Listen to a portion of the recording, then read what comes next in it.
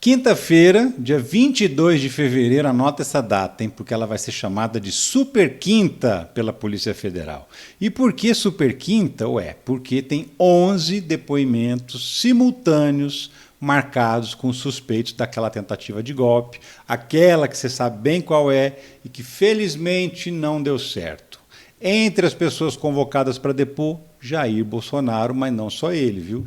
Tem muitos ex-ministros, gente muito próxima, muito ligada a ele, que também foi convocado para prestar depoimento no mesmo horário. Por exemplo, o ex-ministro Braga Neto, que foi ministro da Casa Civil, foi ministro da Defesa e foi candidato a vice-presidente na chapa agora em 2022. Outro, Augusto Heleno, que foi ministro-chefe do Gabinete de Segurança Institucional, aquele da ABIN paralela. Mais um, Anderson Torres, que foi ministro da Justiça, depois foi secretário de Segurança Pública lá de Brasília e estava viajando misteriosamente no 8 de janeiro.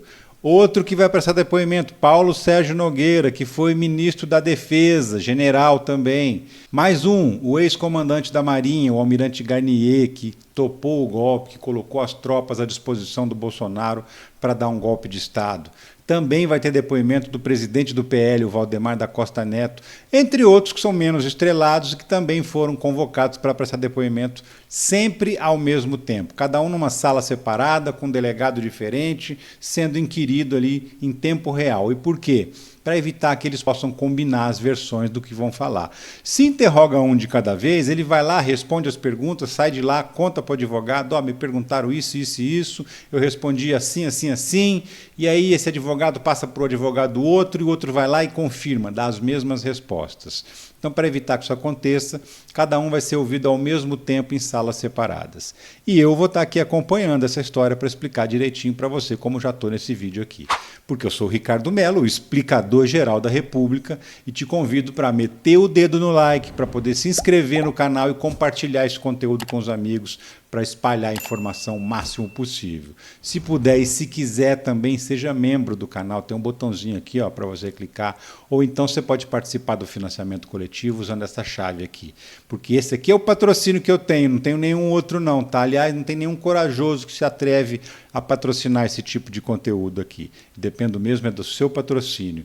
E qualquer valor é importante, porque o que importa mesmo é o gesto de apoio, de dizer, vai lá, Ricardo, vai lá que a gente está aqui te assistindo. Vamos nessa? Seguinte, o Bolsonaro tentou de todo jeito fugir desse depoimento. Fez de tudo, pediu para a justiça 2 vezes para não ter que participar, porque ele queria primeiro ir lá no protesto do dia 25 para depois, quem sabe, ser ouvido pela Polícia Federal. Mas não teve jeito não. O Alexandre de Moraes, que é o ministro relator do caso, não deixou. O que o Xandão fez? Xandão mostrou no documento lá, na decisão dele, que o Bolsonaro teve sim acesso ao inquérito, que ele estava alegando que não teve, e que teve acesso ao inquérito, que por isso não tem sentido adiar o depoimento dele. Agora o que o Bolsonaro está fazendo? Está prometendo que vai ficar em silêncio, que não vai responder pergunta nenhuma.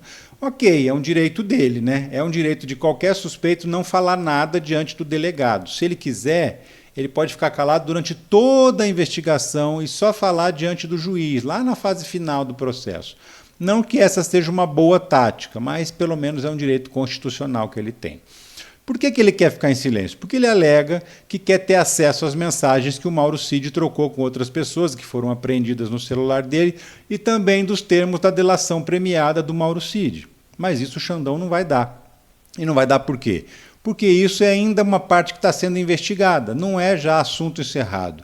O suspeito tem direito a acessar o que já foi apurado sobre ele, o que já está comprovado. O que ainda está em apuração, isso não, ele não tem direito. E por quê? Porque o Mauro Cid falou várias coisas que ainda estão sendo confirmadas pela polícia. Oficialmente, muita coisa que foi dita pelo Mauro Cid não é considerada ainda prova contra o Bolsonaro, até que essas afirmações sejam comprovadamente verificadas e a Polícia Federal diga, olha, realmente isso aqui que ele falou é verdade. Essas operações que andaram rolando aí com apreensão de celulares, computadores, de várias pessoas, são justamente para comprovar se o que o Mauro Cid falou no depoimento dele, na delação premiada, é verdade. Cada fase de operação, a polícia vai lá, apreende mais um celular, mais um computador, olha o que tem dentro e comprova se o que o Mauro Cid disse tem nexo com a realidade ou não tem. Se o que tem ali são provas daquilo que ele disse. Os 11 vão ser ouvidos naquele esquema da tentativa de golpe. O Braga Neto, por exemplo, vai ter que se explicar o que ele estava querendo dizer quando ele mandou uma mensagem para um assessor do Bolsonaro, já no dia 27 de dezembro, ou seja, faltava 4 dias para a posse do Lula, dizendo assim, olha, se continuarmos, manda esse currículo aqui para o fulano de tal. Como assim, se continuarmos? Se a eleição já tinha perdida, se o Lula já tinha sido diplomado, se a posse já estava marcada, se estava tudo certo, só pode ser uma intenção clara de golpe, né? E aí fica muito evidente que eles estavam tentando ainda se manter no poder.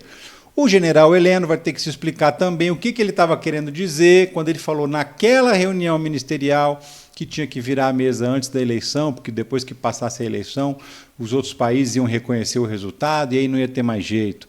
E vai ter que explicar também aquela história de infiltrar espiões nas campanhas dos adversários. Lembra? Ele disse que estava usando a ABIN, a Agência Brasileira de Inteligência, para colocar espiões nas campanhas de outros candidatos a presidente da República para saber o que estava rolando. Depois veio com uma desculpa. O Bolsonaro até falou sobre isso, veio com uma desculpa de que era para a segurança dos candidatos, onde já se viu colocar um espião na campanha do candidato, você sendo um candidato também, para garantir a segurança dele.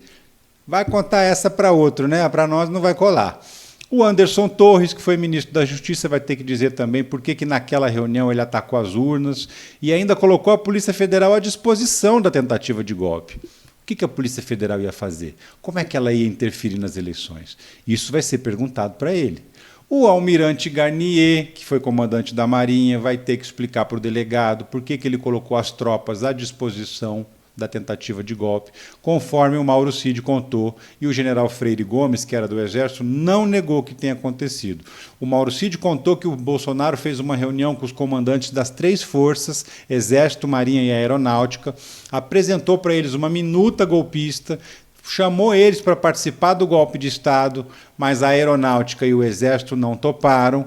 Em compensação, a Marinha falou, vamos lá, estamos juntos. Isso o almirante Garnier, que era o comandante-geral, que é um fanático bolsonarista, topou na hora participar do golpe de Estado, agora vai ter que se explicar para a Polícia Federal também. Já o Valdemar da Costa Neto vai ter que dizer para a polícia como é que ele fez para enfiar o partido do presidente, o PL, na contestação do resultado da eleição. E vai ter que explicar também como é que tinha uma minuta de um decreto de estado de sítio, de um golpe de Estado, dentro da sede do partido dele, do partido que ele preside, na sala que era ocupada pelo Bolsonaro.